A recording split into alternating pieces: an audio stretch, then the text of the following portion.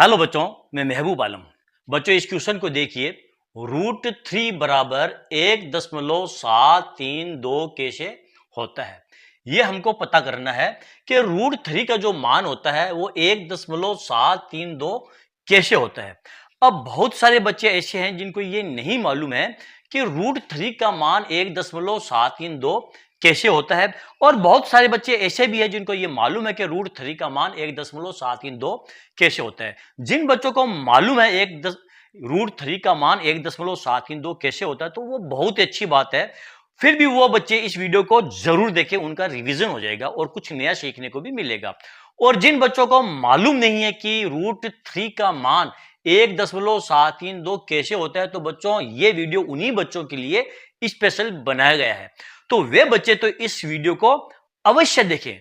यदि वे बच्चे जिनको ये मालूम नहीं है कि √3 का मान 1.732 कैसे होता है, आज इस वीडियो को देखते हैं बच्चों, तो फिर वो सीख जाएंगे कि √3 का मान 1.732 कैसे होता है। ठीक है, तो चलो देखते हैं कि √3 का मान 1.732 कैसे होता है। हम ये पता करें कि √3 का मान 1.732 कैसे होता है। इससे पहले बच्चों हम थोड़ी सी बेसिक जानकारी प्राप्त करते हैं। मान लीजिए आपको कोई भी संख्या दी गई है, ये 7। ठीक है, आपको कोई एक संख्या दी गई है, ये 7। ठीक है, अब बच्चों इस 7 से पहले आप कितने भी जीरो लगा दो, इस प्रकार कितने भी जीरो लगा दो, यह संख्या अभी भी 7 है, इसमें कोई भी फर्क नहीं पड़ेगा।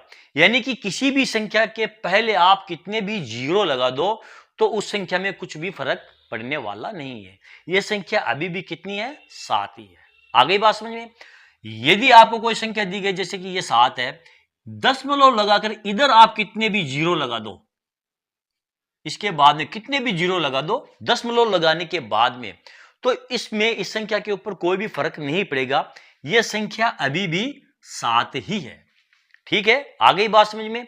यह बेसिक जानकारी आपको पता होना चाहिए बच्चों, क्योंकि ये जो बेसिक जानकारी है, जब हम पता करेंगे कि √3 का मान 1.732 कैसे होता है तो यह जानकारी हमारे बहुत ही ज्यादा काम आने वाली है। ठीक है, चलो अब पता करते हैं कि √3 का मान 1.732 कैसे होता है। इसके लिए हम क्या करेंगे बच्चों, ये जो √3 है, इस 3 का हम स्क्वायर रूट ज्ञात करेंगे, वर्गमूल ज्ञात करेंगे। किसका, 3 का। अब 3 का वर्गमूल कैसे ज्ञात करेंगे बच्चों, देखिए इसका वर्गमूल हम ज्ञात करेंगे भागफल विधि के द्वारा। यदि आपको भागफल विधि मालूम है तो अच्छी बात है, यदि नहीं मालूम है तो आज के इस वीडियो में आप भागफल विधि के द्वारा वर्गमूल निकालना सीख जाएंगे बच्चों। अब यहां पर देखिए हमें 3 का वर्गमूल ज्ञात करना है भागफल विधि के द्वारा। इस प्रकार आप लाइन खींच लो और ऊपर एक ऐसी लाइन आप खींच दो। ठीक है, अब यहां पर आप दशमलव लगा दो और आप यहां पर जीरो लगा दो। ये लो, हमने 6 जीरो लगा दिए।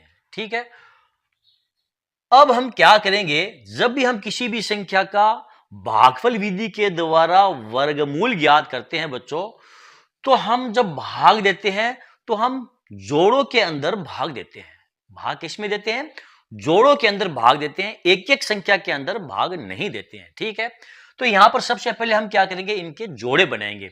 अब यहां पर देखिए यहां दशमलव दिया गया ना, तो दशमलव के इधर वाली जितनी भी संख्या है उनके जब हम जोड़े बनाएंगे तो जोड़े बनाने की शुरुआत इधर से करेंगे। यानी पहले यहां से जोड़ा बनाएंगे, फिर इसका जोड़ा बनाएंगे, फिर लास्ट में इसका जोड़ा बनाएंगे। ठीक है, और दशमलव के इधर वाली जो संख्या हैं उनके जोड़े हम इधर से बनाने शुरू करेंगे। अब यहां पर केवल 3 दिया है तो यहां पर आप जीरो उतार लो, इससे कुछ भी फर्क नहीं पड़ेगा। जैसे कि मैंने आपको बताया 7 से पहले आप कितने भी जीरो उतार लो कोई भी फर्क नहीं पड़ने वाला है, और 7 के बाद दशमलव लगा करके कितने भी जीरो लगा दो कुछ भी फर्क नहीं पड़ने वाला है।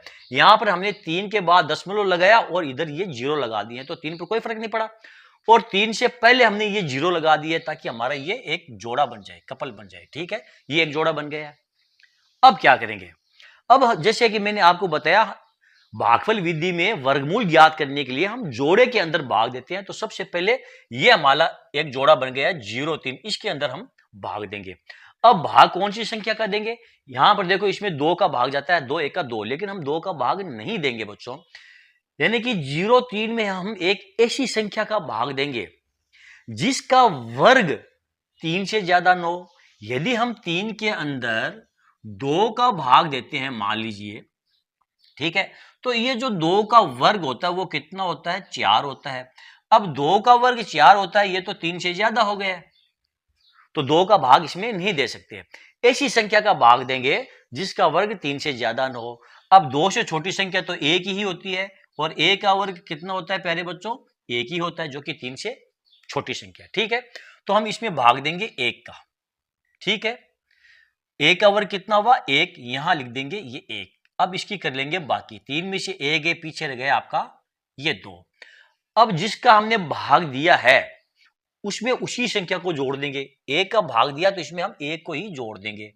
ये कितना हो जाएगा आपका, 1 1, ये 2।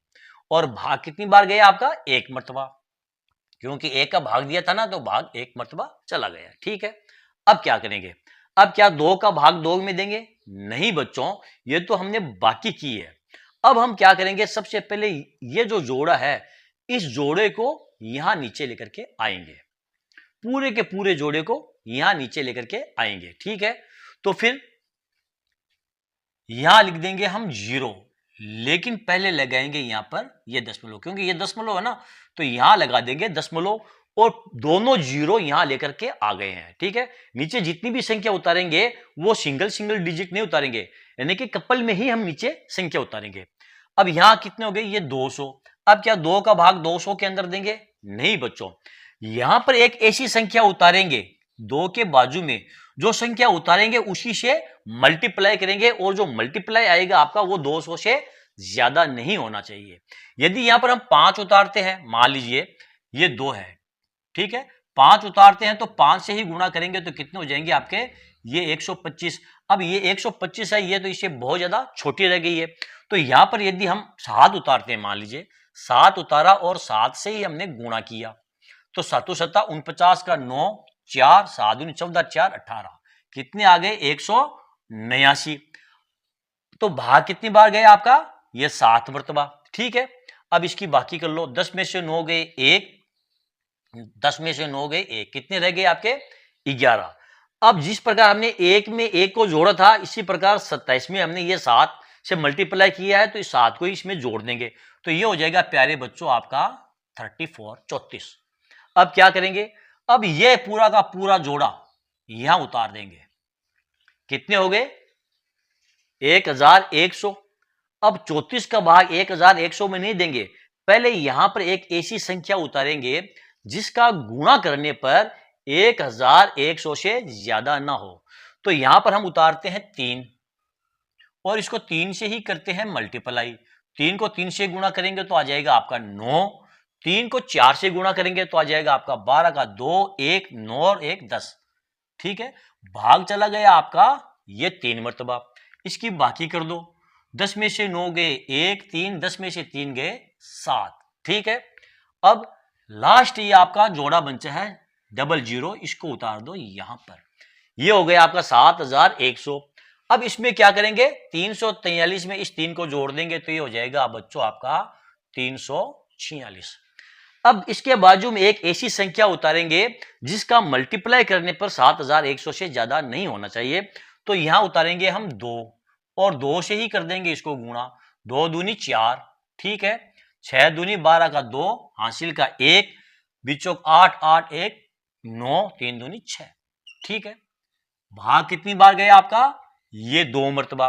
बाकी कर लो, 10 में से 4 गए 6, ठीक है, 3, 10 में से 3 गए 7, और ये बच गया आपका 176। ठीक है, अब यहां पर बाजू में आप 00 और उतार सकते हैं, उतार करके आप चाहो तो और आगे भाग दे सकते हैं, लेकिन हमको दिया गया है √3 बराबर 1.732, यहां पर 1.732 हमारा आंसर आ गया है। ठीक है, तो ये जो हमारा आंसर आया है 1.732, ये √3 का मान आया है 1.732।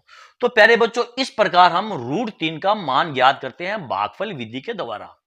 बच्चों, मैं आशा करता हूं आज का ये वीडियो आपको बहुत ज्यादा पसंद आया होगा, और आपको यह भी पता चल गया होगा कि भागफल विधि के द्वारा किसी भी संख्या का स्क्वायर रूट कैसे ज्ञात किया जाता है। ठीक है, तो चलो बच्चों, यदि आपको मेरा ये वीडियो अच्छा लगा है तो इसे आप लाइक और शेयर कीजिए ताकि दूसरे बच्चों को भी इसका पूरा फायदा मिल सके। Thank you.